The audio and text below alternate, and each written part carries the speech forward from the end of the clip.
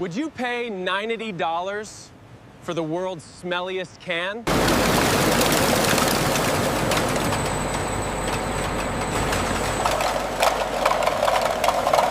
A single small can of this fish can cost $90. Keep watching.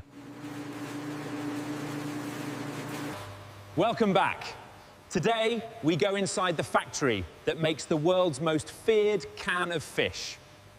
Every spring, before they spawn, Baltic herring gather in these cold northern waters by the millions. This boat's net closes slowly around the school, trapping thousands of fish in a single pull. A fish pump now lifts the whole catch straight from the sea onto the deck above. Deckhands guide the herring into plastic crates, stacking them fast before the next haul arrives.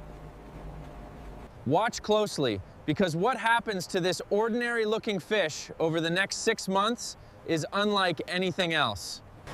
That transformation begins the moment these crates leave the boat and head toward dry land. A refrigerated truck now carries the fresh catch inland, racing to reach the factory within hours. Every hour matters here, since the herring must stay ice cold until processing begins. The truck reaches the coastal factory, where workers already wait beside the unloading dock. Every fish that arrives here is about the length of your hand and completely unprocessed. Every single one of these fish is about to enter a process almost unchanged for centuries. A sorting line now separates the herring by size, since only the right size ferments correctly. Once sorted, these bins move straight toward the next station, where the real transformation begins. Trained eyes check each fish in less than a second, removing anything that is not perfect. Each batch is weighed precisely, since every step ahead depends on getting this ratio right. From here, the fish head straight toward tanks that will change them completely within a single day. These steel tanks are about to hold thousands of fish in nothing but salt and water. This brine will soon become almost as salty as the sea itself allows, without ruining the fish. Now the herring goes straight into that brine, and their first real transformation begins immediately. For the first 4 hours, this brine is stirred constantly, so every fish loses blood evenly. Watch the water itself change color, as blood slowly drains out of every single fish. For about 20 hours straight, these fish will sit untouched in nothing but salt water. This herring is about to ferment for weeks into one of the world's most divisive foods. Hit like, keep watching. After that long soak, the fish come out pale and firm, with almost no blood left. From here, these pale fish move straight toward the machines that prepare them for fermentation. Every tank drains the same way, leaving only fish behind once the brine runs out.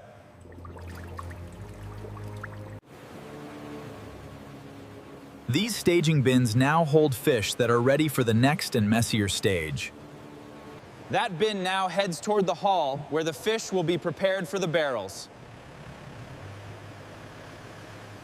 Dozens of these bins line up here, each one waiting its turn at the machines. A quick manual check confirms the texture is right before the fish continue any further.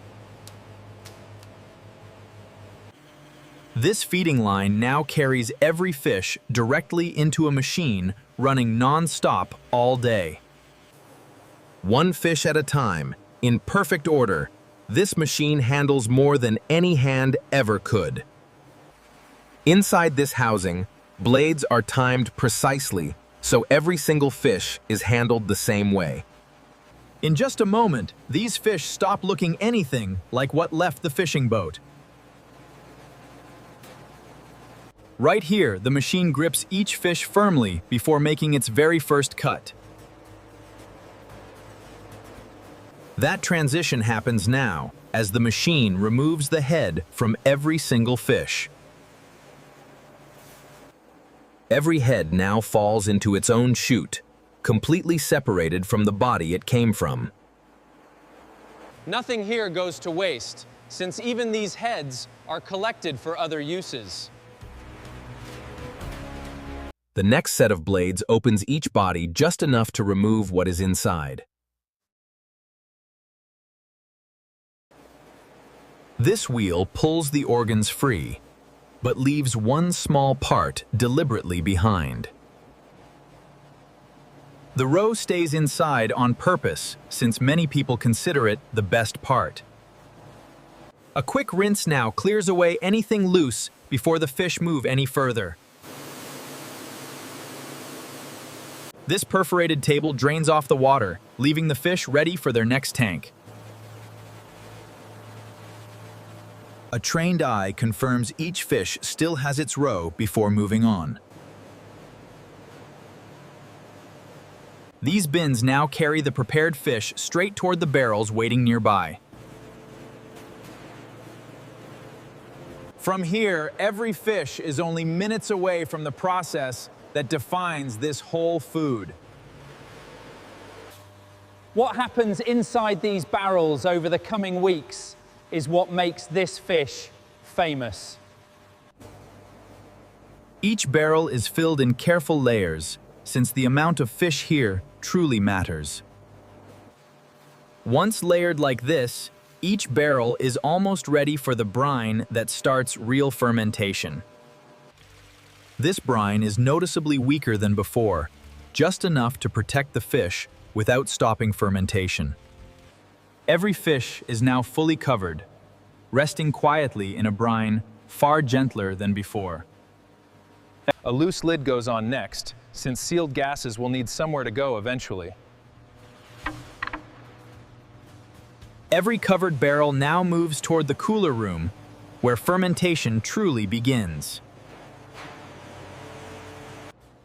A metal band now holds the lid steady without making the barrel fully airtight yet. From here, these barrels travel straight into the room where time does the rest of the work. Baltic herring stocks are shrinking, yet this tradition still demands the same catch. Should old traditions change for the ocean? Each barrel finds its place here, lined up in rows that will barely move for weeks. One last check confirms everything is sealed exactly the way tradition demands. This thermometer keeps watch, since even a few degrees can change everything happening inside. Now these barrels wait, and the only thing left to do is let nature take over. For the first few days, every barrel gets turned by hand to mix its contents evenly. A rotating rig now does this job on the larger barrels, turning them slowly and evenly. Every barrel rotates on its own schedule, timed precisely to the day it was filled. This simple mark on the wood is the only record needed to track each barrel's turn. After 3 or 4 days of turning, every barrel finally comes to rest.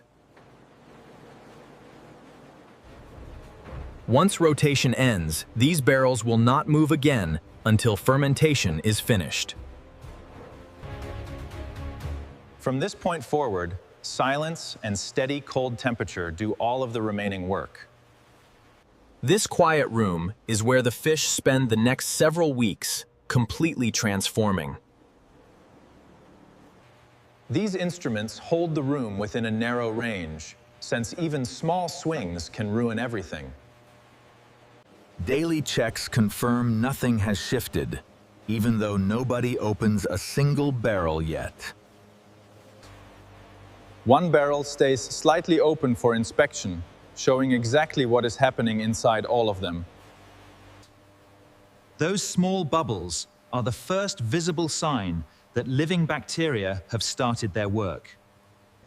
Look at that color changing right now. That amber tone means real fermentation has truly begun. The lid goes back on quickly, since even this barrel needs to stay mostly undisturbed. For now, every barrel looks completely identical from the outside, quietly doing its work. This steady cool range is kept just warm enough for bacteria, but cold enough to stay safe. This is only the halfway point, and the fish are already unrecognizable compared to where they started. By this stage, natural acids are building up steadily, which is exactly what preserves this fish. Even a quick lift shows how much softer this fish has become in just a few weeks. The lid closes once more, since patience is really the only ingredient left to add. Depending on the batch, this quiet resting period can last anywhere from weeks to a couple of months. Every single barrel gets this same check, since consistency here decides the final result. As fermentation nears its end, this brine reaches its deepest color and strongest aroma yet. By now, this fish barely resembles the pale silver herring that first entered the tank. Once texture and color both match the standard, this barrel is finally ready to move on. This barrel is now the first to leave the room where it has waited for weeks.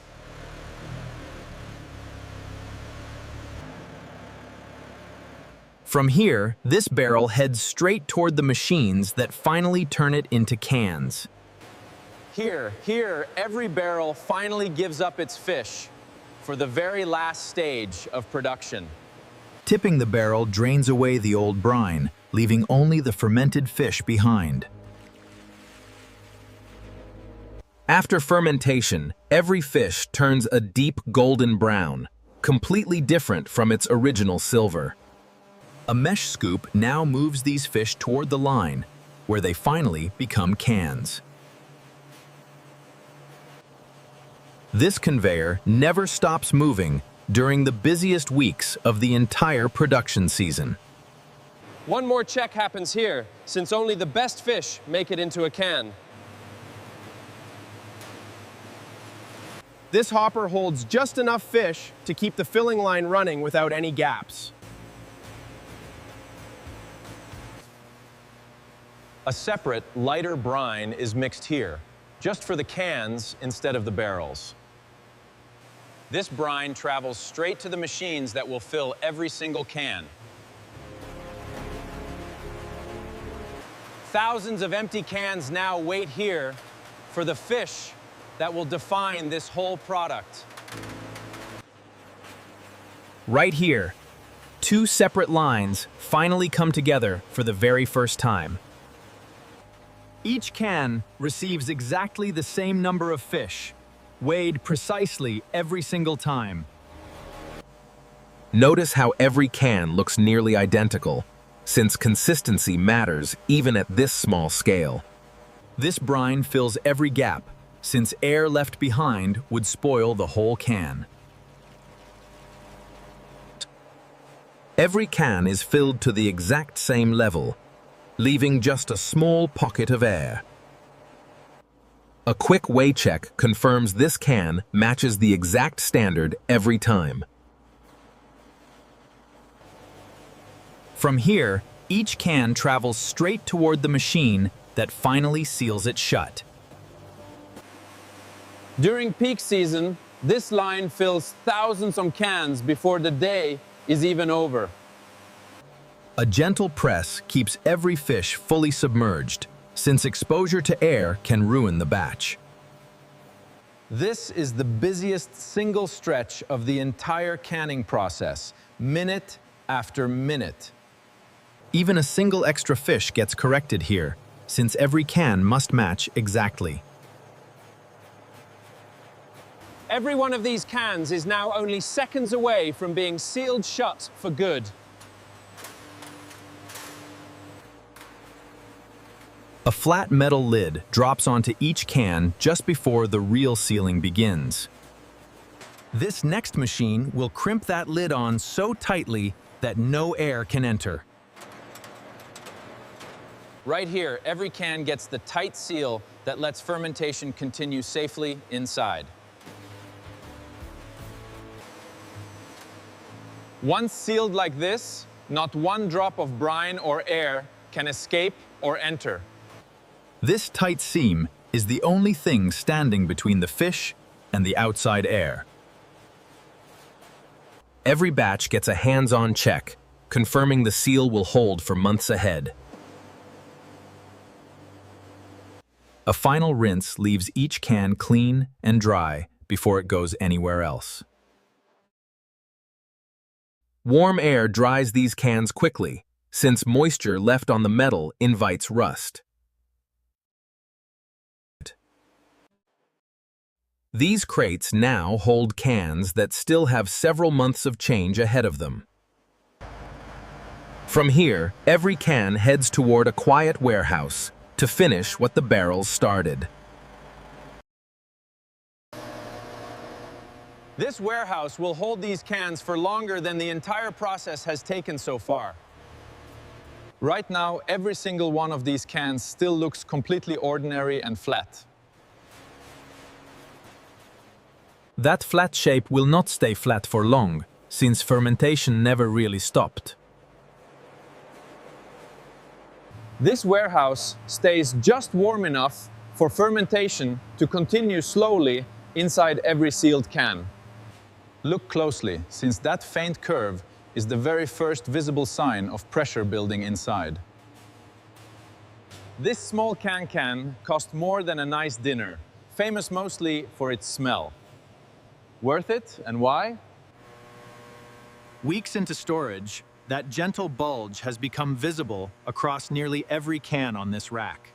Gas building up inside is what pushes this metal outward, one slow day at a time. Dozens of these cans do the same. This visual check happens regularly, since the shape itself tells workers how far along things are. Older batches always bulge more, since they have simply had more time to build pressure. By around 6 months, most cans reach roughly this same firm, rounded stage.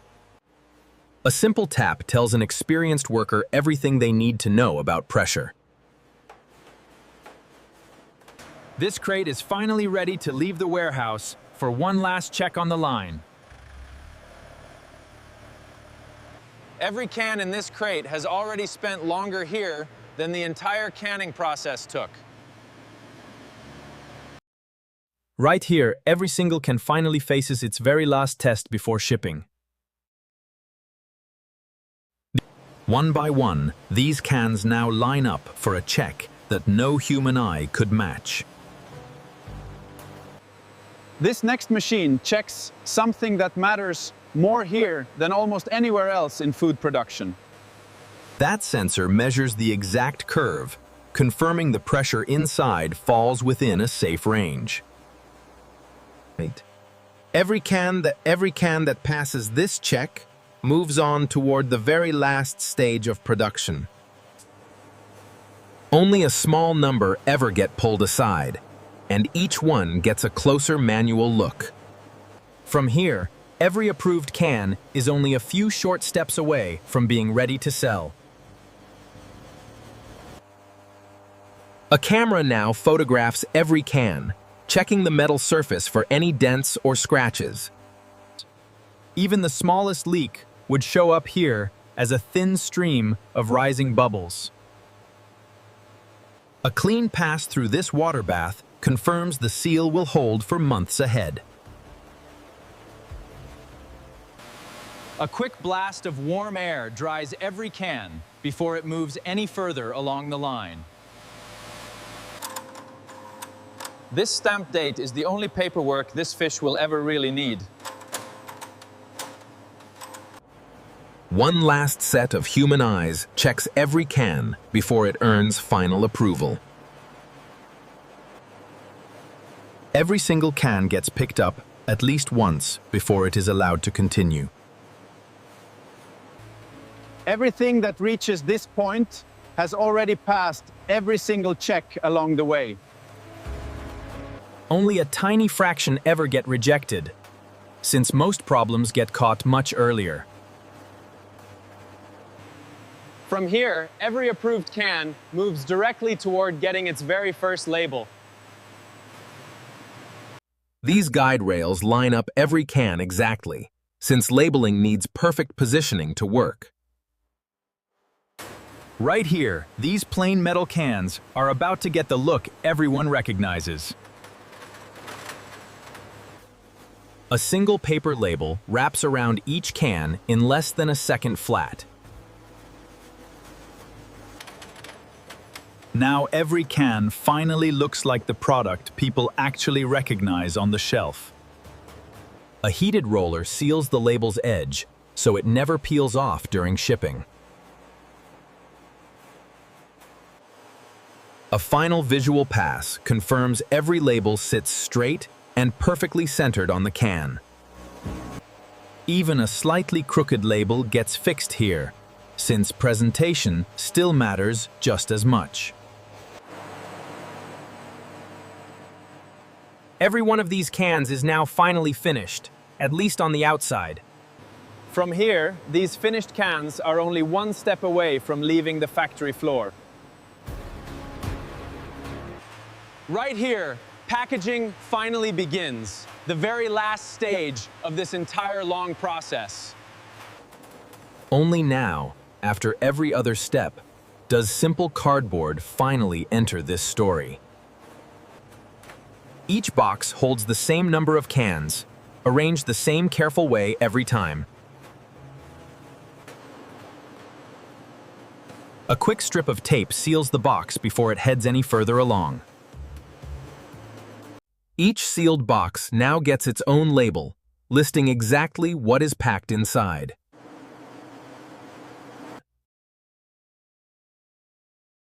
This label is the only part of the whole process that ever looks like paperwork. This palletizer stacks each layer perfectly, since a crooked stack would never survive transport. This plastic film holds the entire pallet together as one single solid unit. And that is every pallet, holding a food that took nearly a year to finally finish. And that is how Surströmming is made, with the most advanced technology in the world. Thanks for watching. See you next time.